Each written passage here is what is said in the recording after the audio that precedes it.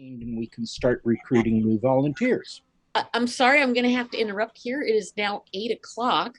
And this week, Hugh Donnelly is going to be leading our services.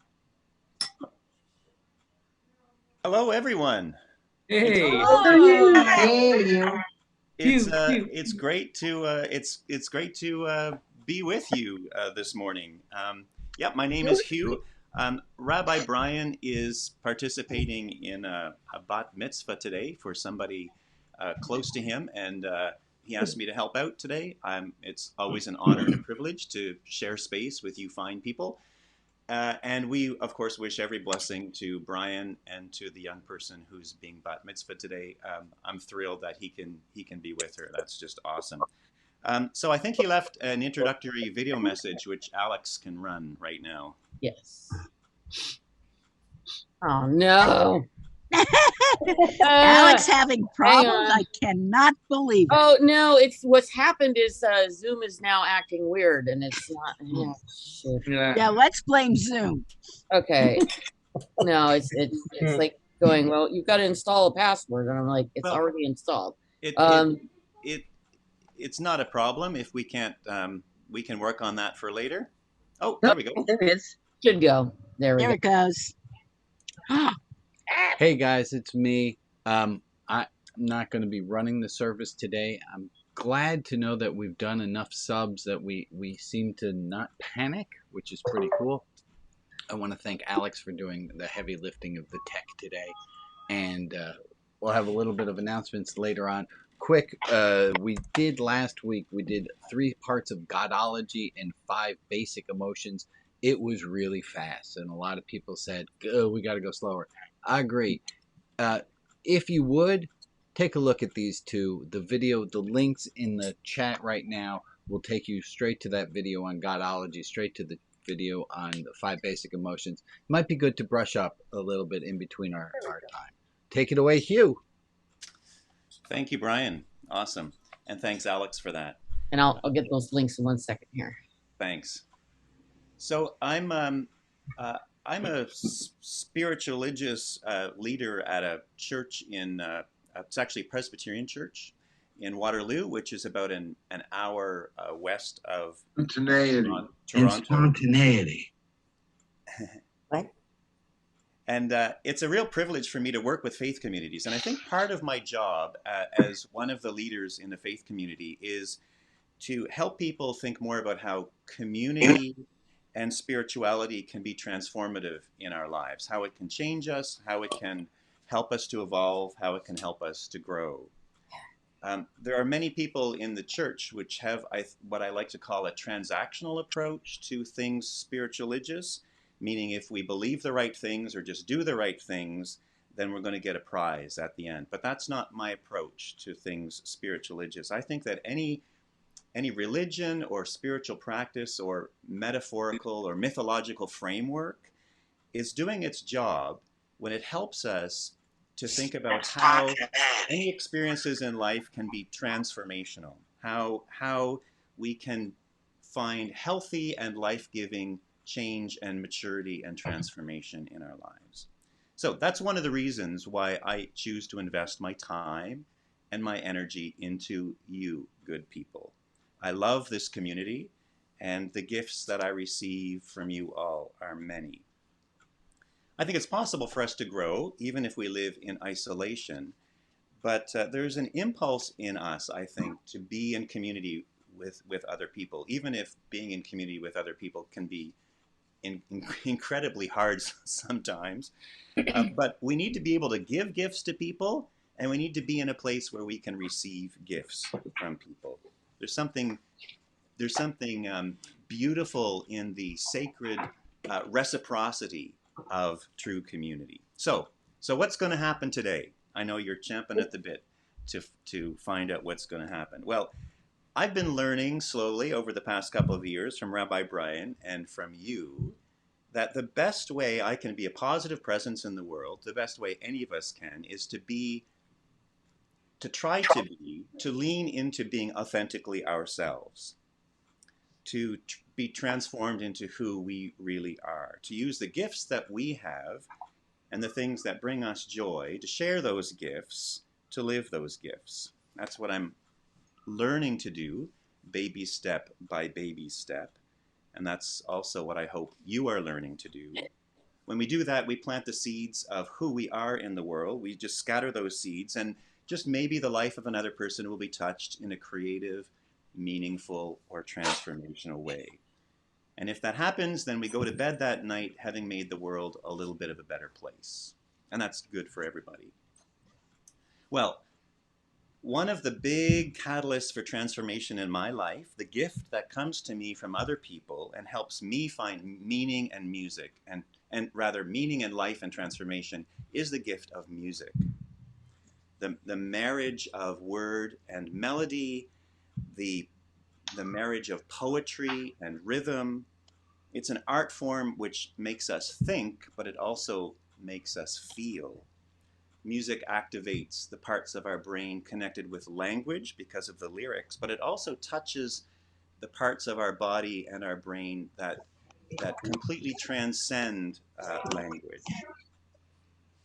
Have you ever had a thin place moment? I call it a thin place moment, like a holy moment that kind of knocks you over. Well, music does that to me. And for some reason, it happens when I'm driving. Let me tell you a story about the first time I remember vividly that happening to me. It was in 1991, and I was in a flower delivery van because I was delivering flowers for a company during my university years. And I heard a song on the radio, and this song just knocked me over.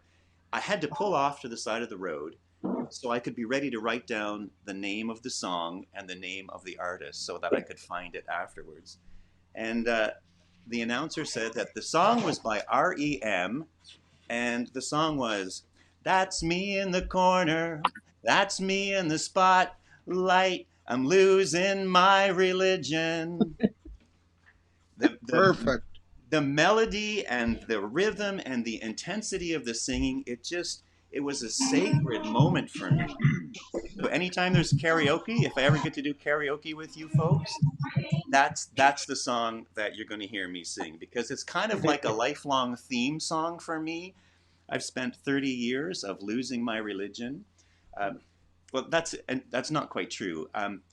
I've been evolving from one understanding of spirituality and religion and landing at a different understanding for a while, and then leaving it and landing at a different place for a while. Constant evolution of losing and gaining and losing and gaining. What's the title of that song again? It's called "Losing My Religion." It's a rock song, an old pop song, but it's I find it really, really meaningful. So I can't tell you how many times I've had to pull off on the side of the road to write down the name of a song, because I knew in that moment that it was going to be transformative to me in some way. I had to learn it. So the moment I decided to learn to play a musical instrument, I was in an Irish pub, and I would go there during my university years. I would drink copious amounts of malt beverage and listen to the live bands sing Irish music. And one night I said to myself, I was 20 years old, and I said, why should they be having all the fun? I want to learn this. I want to sing these songs. I want to be able to have them as my own. So I got a 6-string guitar, and so I'm not trained as a musician. I'm not trained as a singer. I just happen to really, really, really love music and the way that it's transformed me, and I offer that to other people as a gift as well.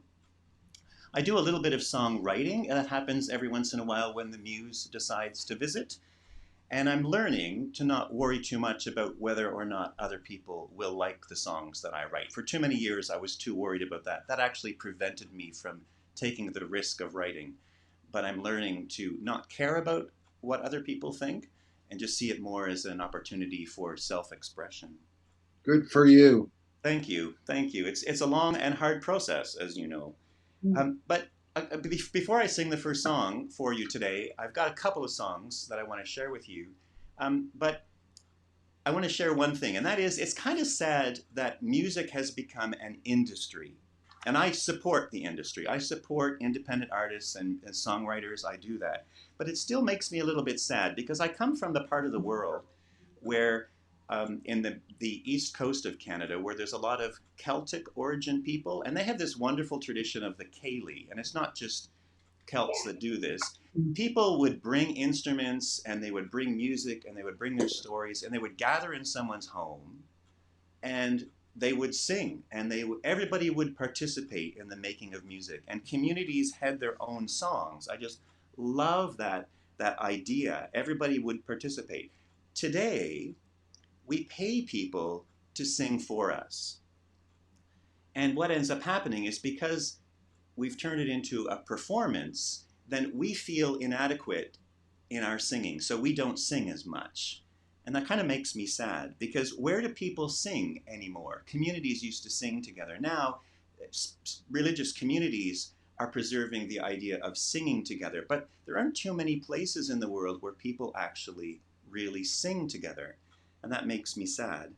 I vote that we have more Ceilidhs in the world. So, I don't have quotes for us to talk about today. I have some songs for us to talk about today. Songs which I think are appropriate for this particular gathering of people just trying to learn and grow and do our best in the world to be transformed a little bit by little bit. So I don't want you to feel like this is a performance. I don't feel like I'm performing for you. I'm sharing with you, and that feels very different from my end, and I hope that you receive it as a sharing. And I'm not just saying that so that when I fumble a chord or sing a little flat, you'll forgive me. That's not why I'm saying it. I really mean it. I offer these songs to you as a gift, and I want you to listen mindfully so that you can see where you encounter the song. And one more thing.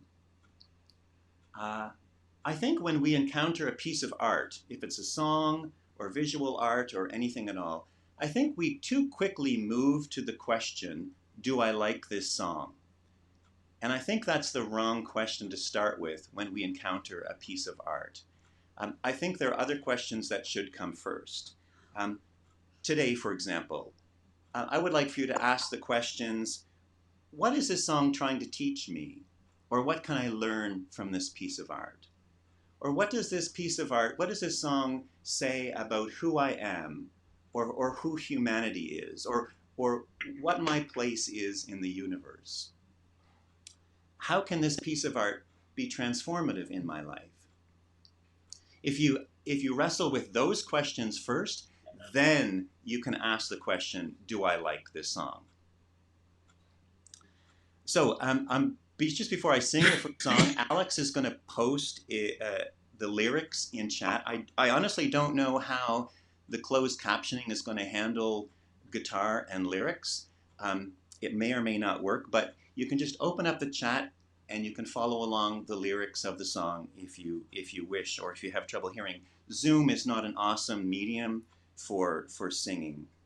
And after the song, we'll chat about it for a few minutes. We'll take 5 or 10 minutes, and we can talk about whether or not you found a word or a lyric or a particular melody structure or something moving.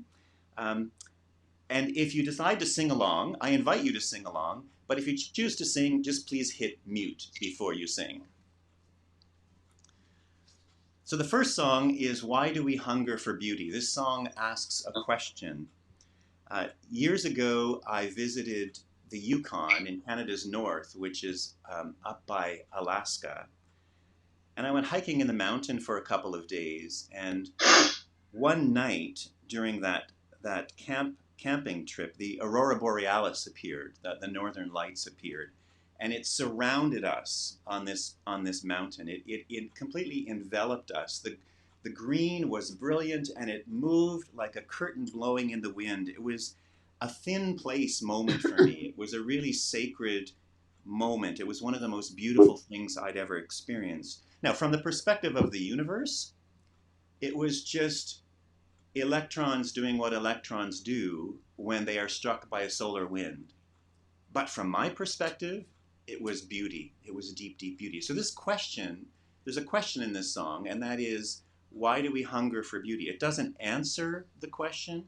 It just asks it. So I'm going to set up here and I'm going to sing this song for you.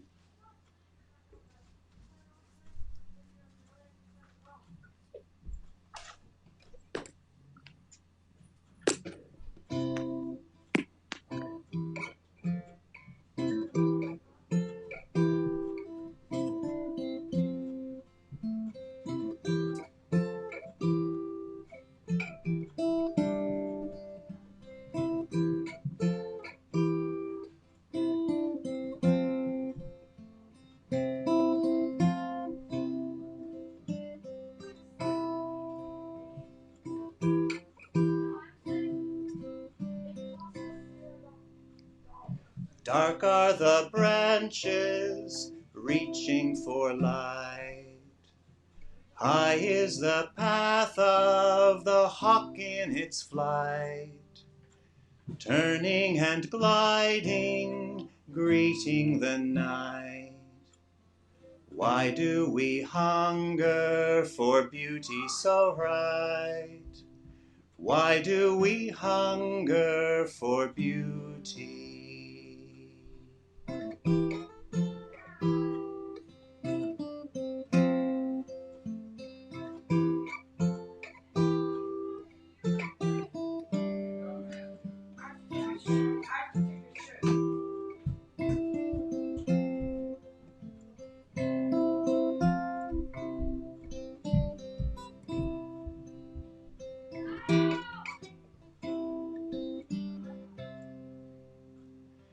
Moon hanging lonely up there in the sky, looking so holy like a host held up high. And off in the distance a train going by. Why does it move us and cause us to sigh? Why do we hunger for beauty?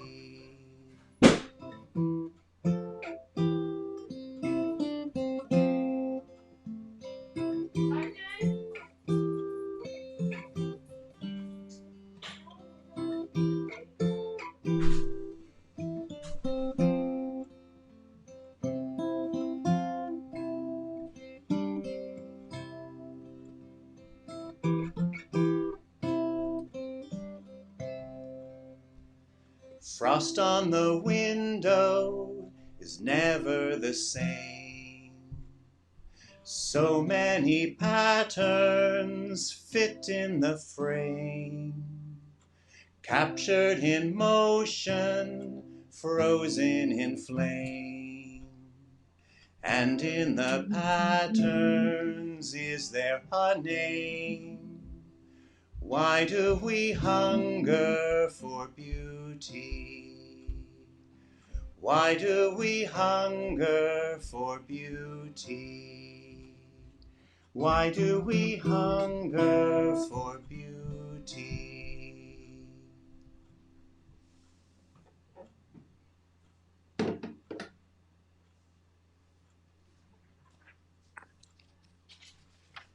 And get this out like That was beautiful. Thank you.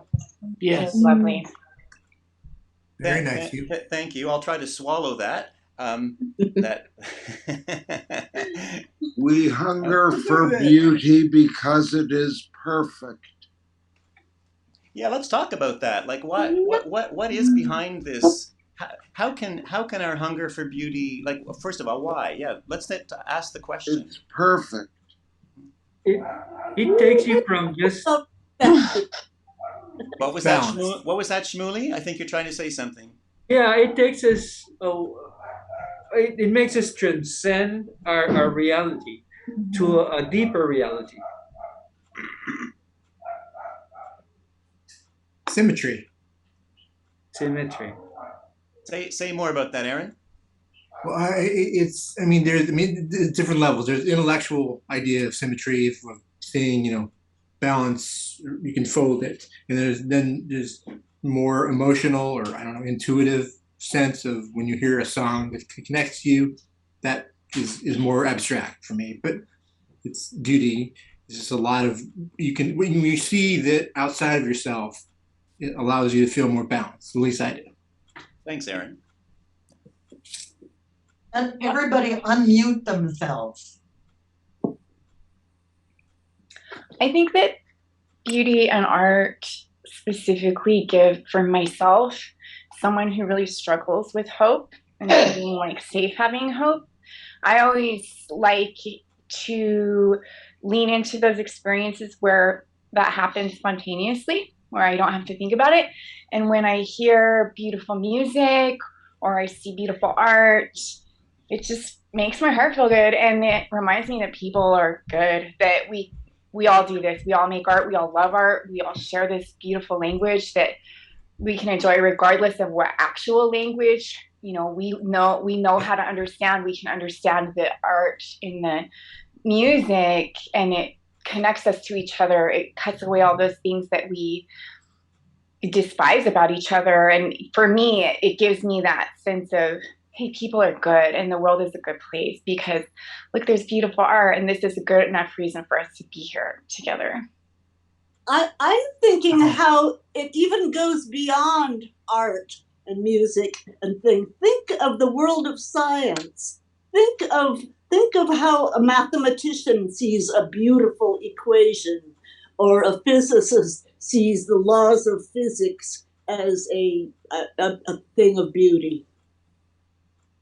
And think of when they first discovered the DNA molecule. What could be more beautiful than that? I think Ray had his hand up. I'm sorry for talking to Betsy. I thought you were finished. Thank you to Jess and to Betsy and Ray. Unmute yourself, Ray. Oh, you're muted. You're muted, Ray. Yeah. There we go. For me, it brings me peace and calmness, and allows me to look at things, if it's a physical beauty, a painting or nature, with a different value, a different openness. And music does the same thing. It quiets me. Maybe to use an old term, it quiets the savage beast, because we're always trying to make things work. We're always trying to figure out things. Mm-hmm. And sometimes we simply need to sit and be quiet and look and listen. And that's what music and other forms of beauty do for me. So Ray, I really like what you say. I sometimes think about the space between the notes as being as important as the notes themselves, and the quiet that exists within the framework of the song is a part of the song, and that's kind of a metaphor. I like what you say. It's a metaphor for how we can live life. We use our heads. Sometimes I think I live in my head too much, and a piece of art will bring me to it. It'll drop at 18 inches, so it touches me in a heart way instead. Yeah, I think the thing that I miss most about the faith of my birth faith and my growing up faith in the evangelical church was the music, the joy in the music.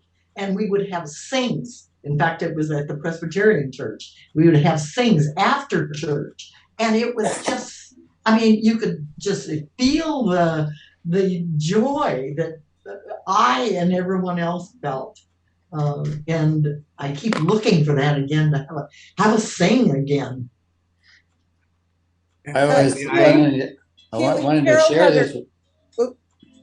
Sorry, Carol had her hand up. Carol? Yeah, I think you were talking about how music brings you peace. Music and art also challenges you and sometimes disquiets you. What do you do with Rembrandt's Slice of Beef? What do you do with it also makes you think, and it makes you want to take action, and it can be dissonant, and therefore you have to figure out how to resolve it. So it's not a single emotion that music or art gives you. Some of it's peaceful, and some of it is, in fact, deeply, deeply challenging. Amen. Absolutely. For me, it's about how it transforms us, and that's not just about comfort.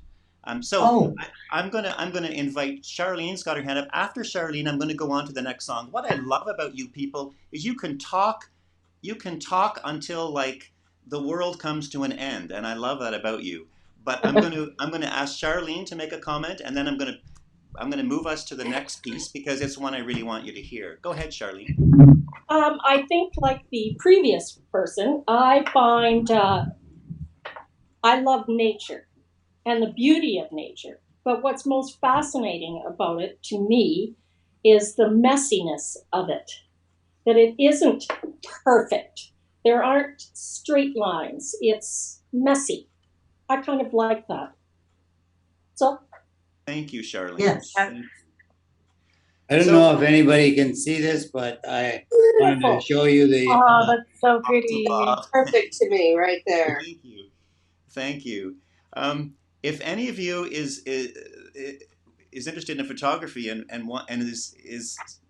has a picture of a harbor or a fishing boat in out of their window, then we can see that too, because the next song is about it's actually a story. This next song.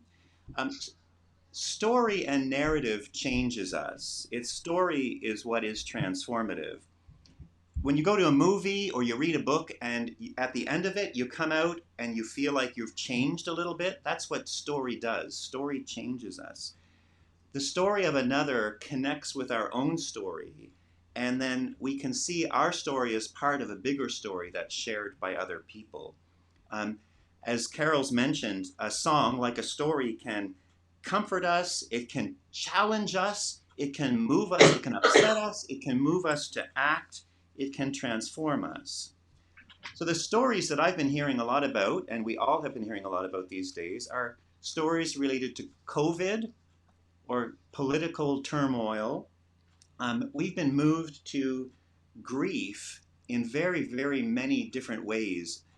And this song that I'm going to sing for you next is about grief. The song is called, by the way, I didn't write that last song. That was by Jim Crow. This next song is written by a maritime singer-songwriter named Lenny Gallant, and it's called Peter's Dream. And it's about the decline of the East Coast fishery. This is probably one of my favorite songs of all time. I am not a fisher. I know nothing about fishery. I know nothing about it. But this song moves me because the story is about loss. And loss is something that everyone can connect with. We all know about loss. We hunger for beauty, but we all experience loss. So where does that leave us? So there's a little bit of Christian imagery in this song, but I hope that doesn't. I hope that don't let that interfere with the song. This is not a Christian song, but for some reason he uses a bit of imagery, which I think is a very powerful metaphor. I'm going to invite you to think about what that metaphor might mean for you. This song is called Peter's Dream.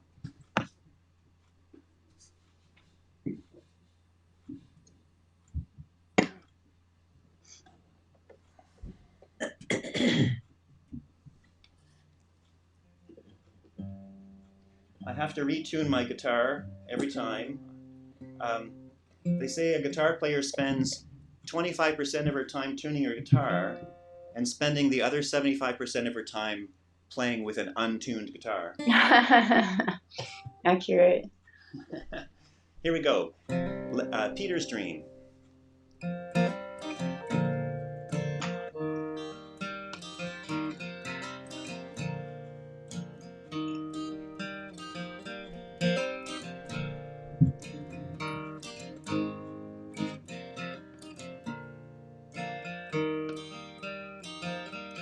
I still get up before the day breaks, and I still walk down to the shore.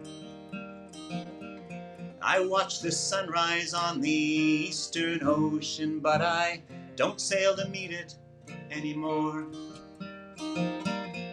How could they have let this happen? We saw it coming years ago. Those greedy ships kept getting bigger and bigger, and the sonar told him where to go. Last night I dreamed that I was sailing out on the Sea of Galilee. We cast our nets upon the waters, and Jesus pulled them in with me. Yeah, he pulled them in with me. Where am I gonna go now? What about this boat I own? What about my old piano? What about my father's bones? Last night I dreamed that I was sailing out on the Sea of Galilee. We cast our nets upon the waters, and Jesus pulled them in with me. Yeah, he pulled them in with me.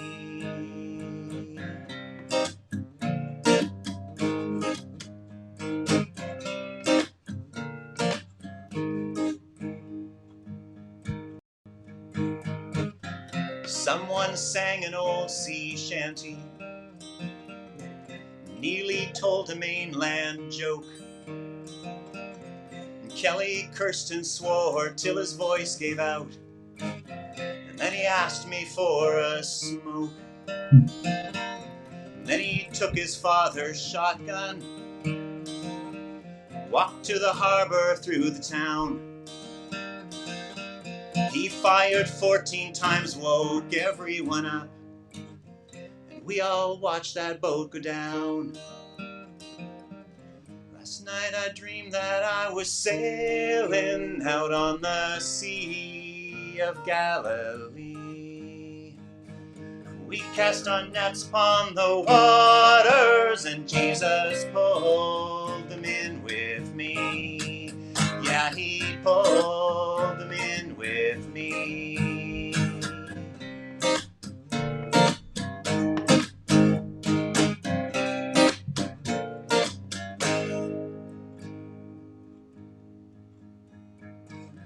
I still get up before the day breaks, and I still walk down to the shore. I watch the sunrise on the Eastern Ocean, but I don't sail to meet it anymore.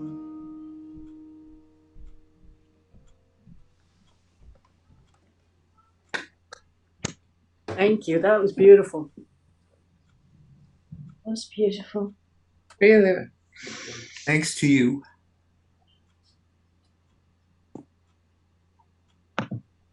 So what was it about that piece of art that touched you in some way, that moved your heart or your brain?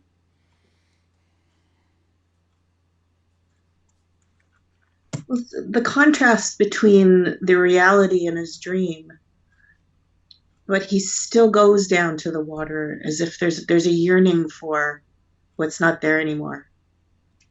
He hasn't completely turned his back on it, but there's a sadness. But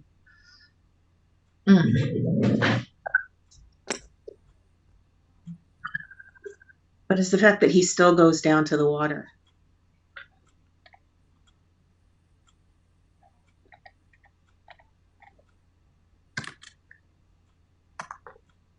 I think that's something that I've found in the last year, that now that I can't see the sea from my windows, but I still have the scene on this iPad when I open it. But there's a sadness for having not been able to see the waves coming, the weather changing.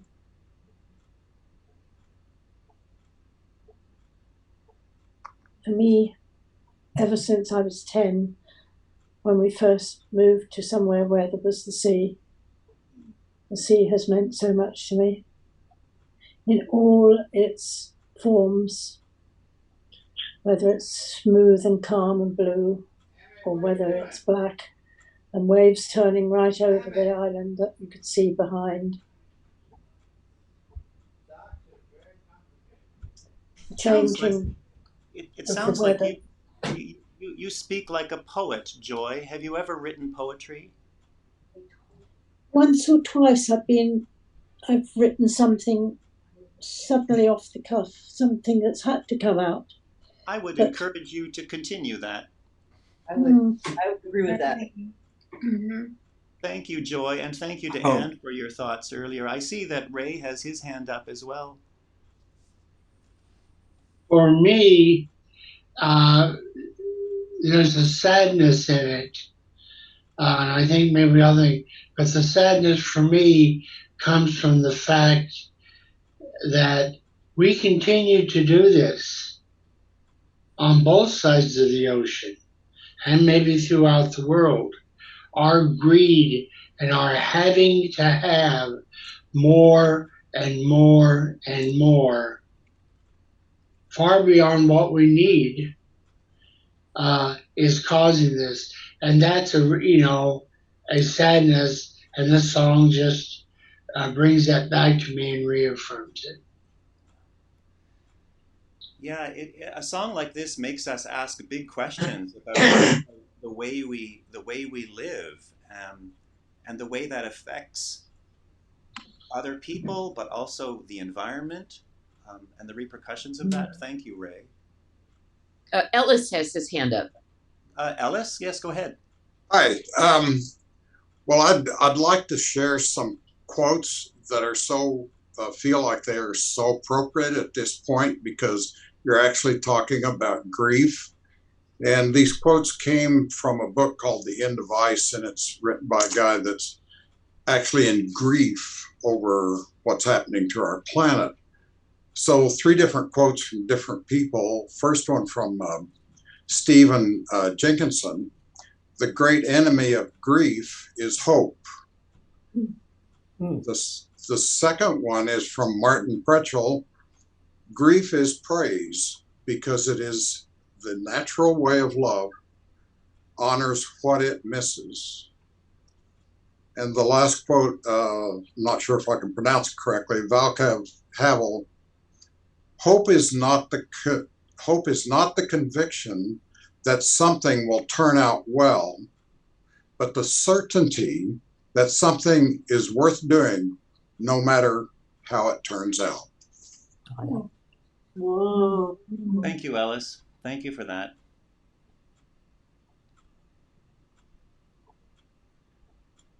That's lovely. And I see Harold with his hand up. Yeah, I've got 2 comments. One, saving the earth is kind of a odd projection since the population is going out of control. So that's one issue, and everybody's talking about feeding the world, and right now we're having trouble doing that.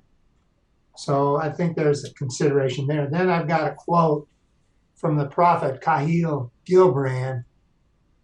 When you are sorrowful, look again in your heart, and you shall see that in truth you are weeping for that which has been your delight. Yes, love and grief go like this. Love and pain are together.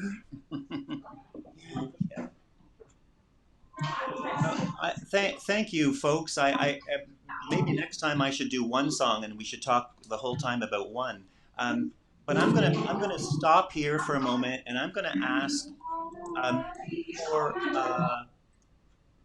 for Alex to run before. I've got one more song I want to do with you, but I'd like Alex to show the announcement video, and then following the announcement video, I'd like to invite Joe to share community care and concerns with us. So go ahead, Alex. Okay. Coming up. Announcements. Christina gets a raffle ticket. I didn't give it to her last week. The first few moments of donuts today, Nikki has an announcement. the spiritual things document, working on this idea, editable document of all the spiritual things we talk about. I'm going to give you some homework. I want you to see if you can't laugh along more. Like if someone's laughing, join them. See if you can't get to laugh a little bit more, and let's see how that goes. I'll see you next week. Thanks again, Hugh. So does Nikki have an announcement? Brian said something about that. I do, but it's going to be the first couple minutes of donut holes, not here. Okay, super duper. Thanks, Nikki. Yep. Then I'm going to ask Joe to share community concerns and prayers with us.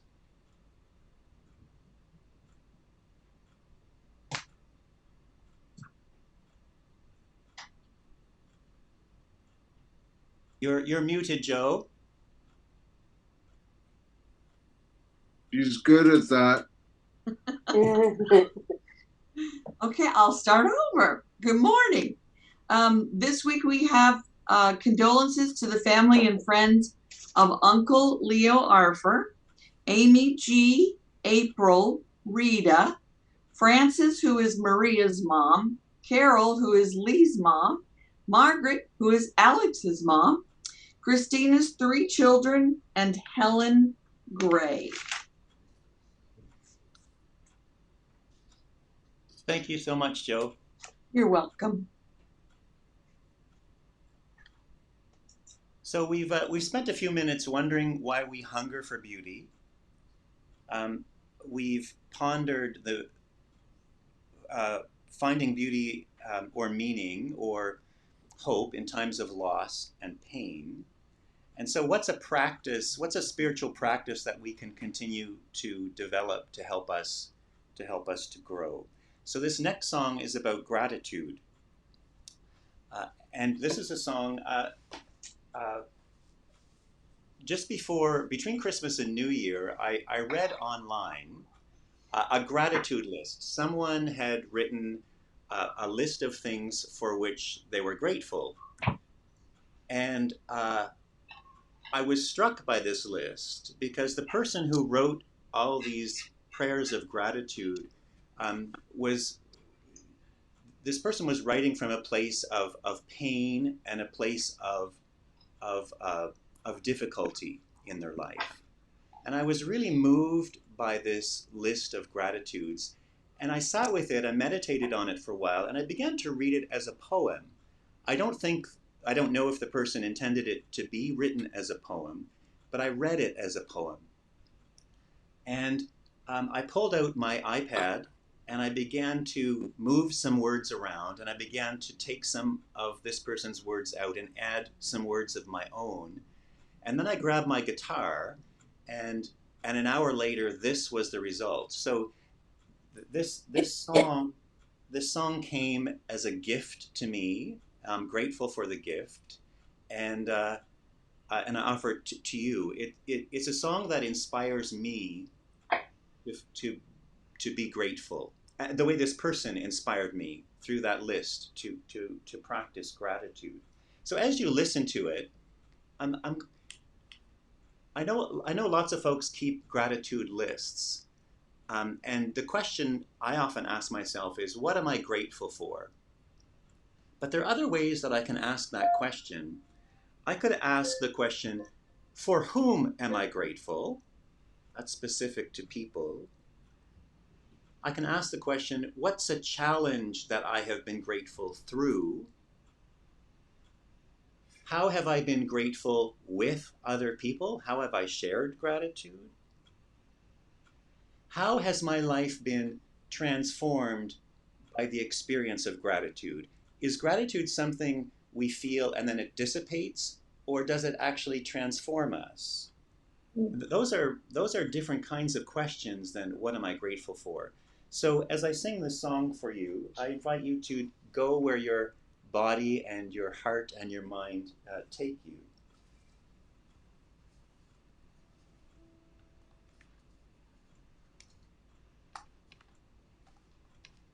And I should let you know, this is the first time I've ever shared this song with a group. So thank you for Thank you for the gift of your presence.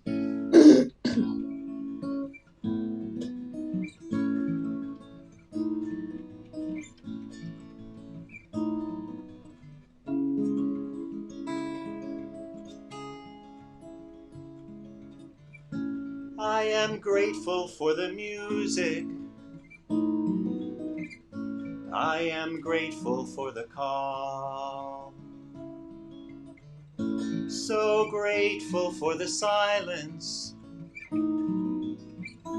I am grateful for the song.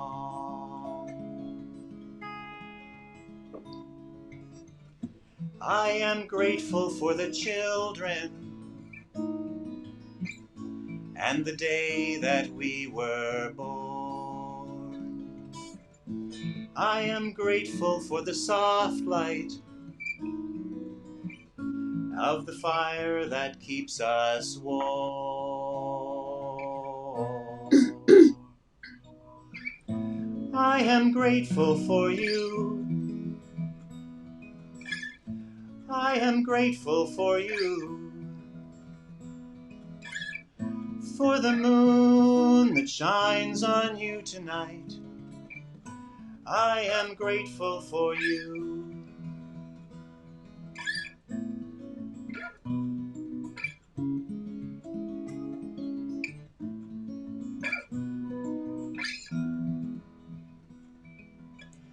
I am grateful for the laughter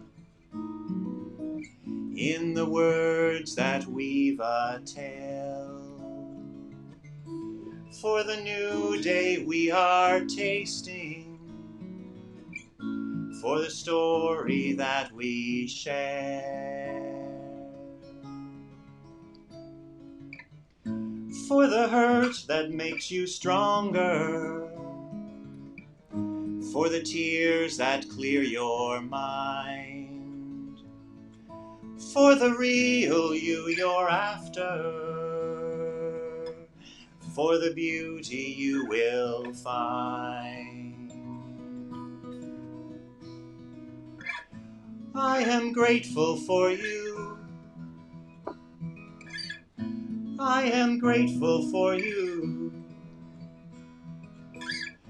For the moon that shines on you tonight.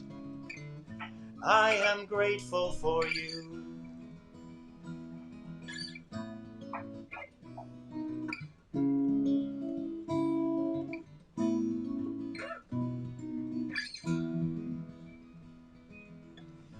I am grateful for the quiet, where I can rest a while. For the peace in understanding, for the kindness in your smile.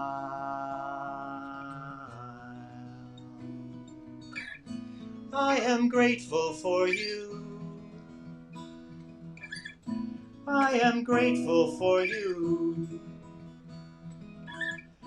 For the moon that shines on you tonight. I am grateful for you. I am grateful for you. I am grateful for you. For the moon that shines on us tonight. I am grateful for you.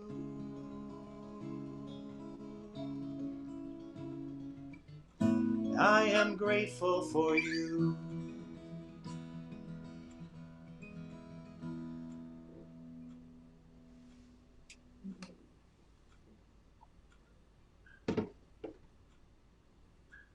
Awesome. Lovely. Awesome. Grateful for the Lovely. song.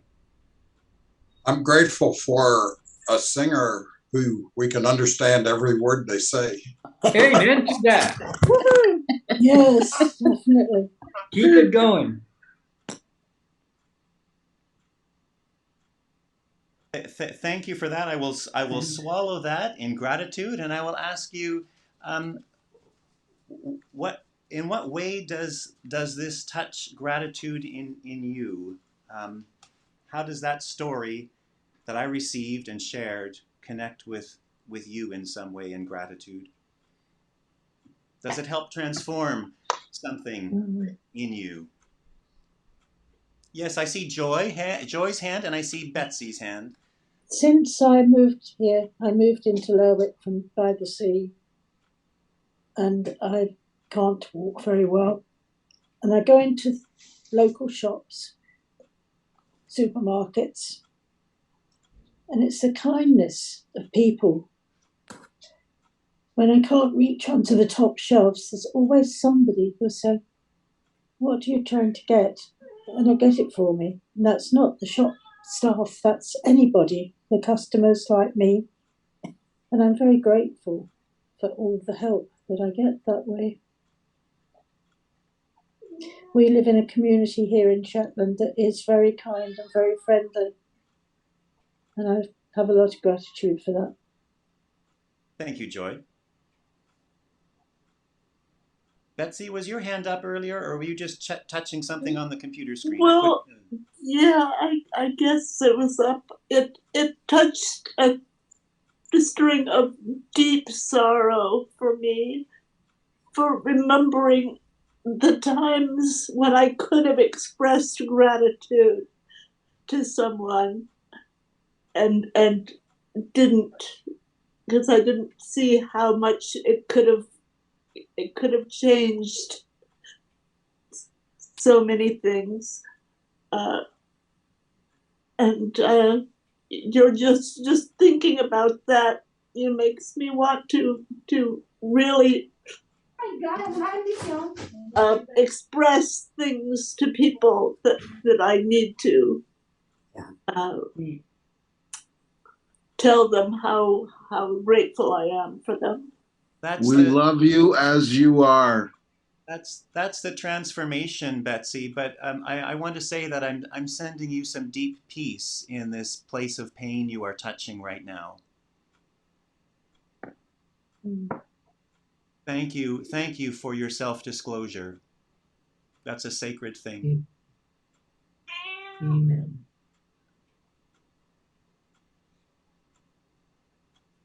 Do I see Rob's hand? No. Oh, sorry. I thought, or you didn't know if you were waving or. I was waving to Emily. I see Christina. Varsågod. Thank you. Well, I think you remind us all things there is that we could be grateful of. And I don't think we're really aware of everything that we could be grateful for in our lives. It's much. Christina. It could be moment by moment, that each moment we're grateful for that one and the next one and the next one and infinitum until we're gone. Yeah. I remember Carol saying one day that to be grateful for the blood flowing through our veins and for our cells sort of working together and healing parts of us. And, I think we can take it on a whole nother level. And I remember that stuck with me. And you got your hair done again. It's great. Yeah. Be grateful for it. I am. I know. I actually was thinking from a slightly different perspective.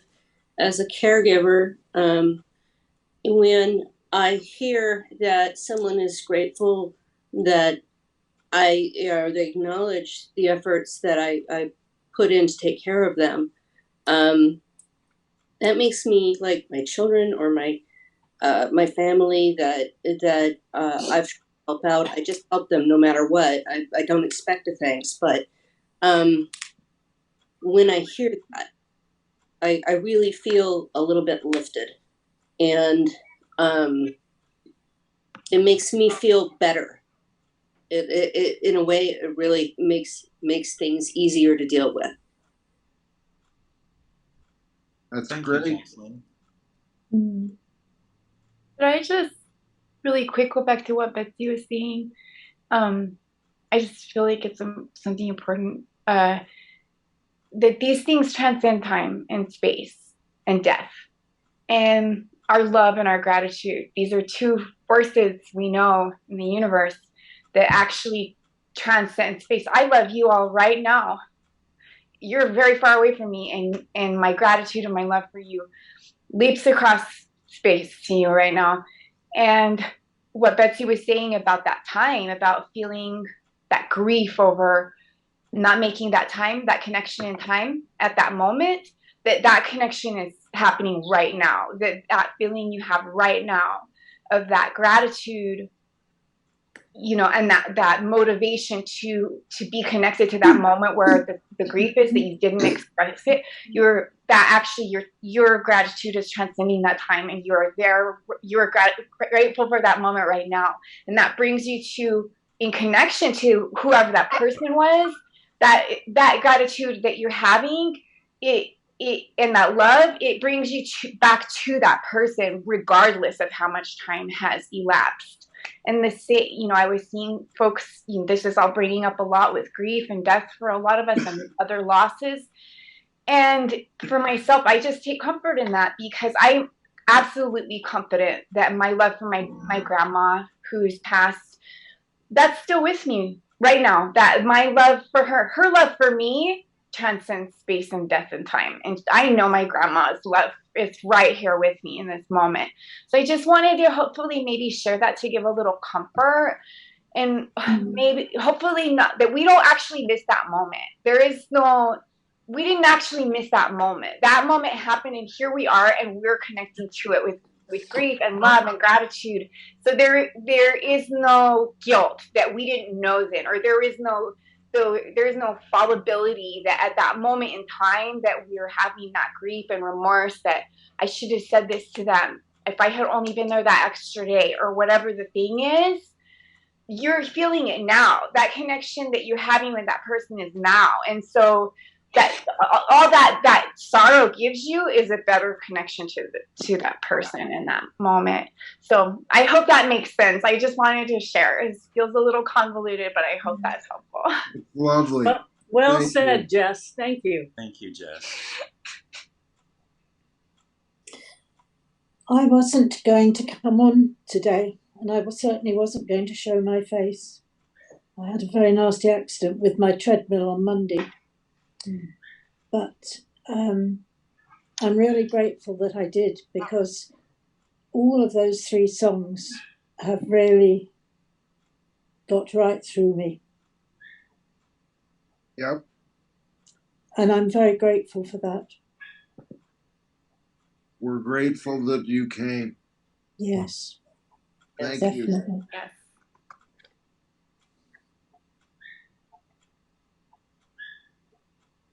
Well, I want to say to you, Hugh, as a fellow musician, you are an amazing guitarist and vocalist, and your music is just tremendously sensitive and wonderful. And I thank you. I thank you. Yes, you fill us I up. thank you as well. I thank you as well. Thank you. Wonderful. Yeah. I receive a lot of gifts from you folks. Grateful for you, Hugh. Thank you. I am. It's mutual gratitude. I'm so grateful for all of you and for the gifts that you give to me every week. And it's humbling, and it's wonderful that I can share a small portion back with you. So thank you. We want to hear the mandolin now. I'm not nearly as good on the mandolin. Oh, I noticed it behind you, so you have to be able to play something. I'm learning to play the mandolin, Rob. You'll play the mandolin if you play the flute, which is behind. Right? We see that. Good treat.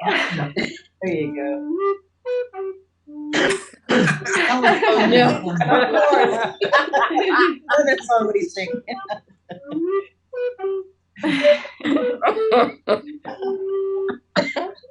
Wonderful. I think we're getting close to the hour. So So I'm going to say deep peace be with you all. Thank you for sharing space with me today, and I'm going to hand it off to those who are taking this group to the next level, the next steps. Thank you all very much. Thank you, Hugh. Thank you. Thank you. Thanks, everybody.